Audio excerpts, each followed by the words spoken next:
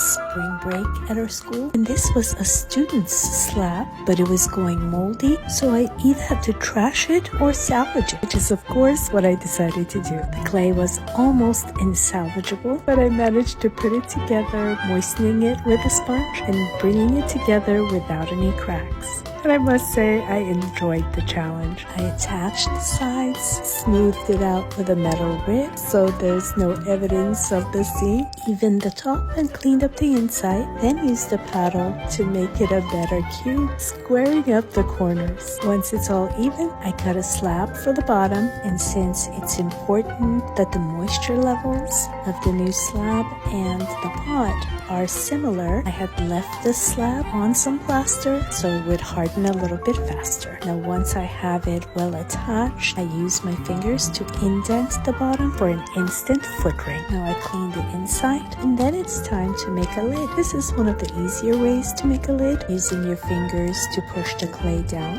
And once it's a little drier, I cut it to size, trying to cut it exactly to the size of the pot itself. At this point, the lid is still a little soft, so I actually let it sit there for a while until it's stiff enough to handle. Then I can add a little wall on the inside for the catch. Otherwise, the lid would just slide off every time you try to put it on. To attach it just right, I use a wooden tool on the inside and then coil the outside so it would sit nice and smooth on top of the box. Let it dry some more, and then it's time to put on a knob, but make sure your lid is nice and strong by the time you do this. Otherwise, it'd be hard to coil it. Okay, so our jar is all ready. Since there's no texture, you know I'm gonna have fun with the underglaze after the bisque.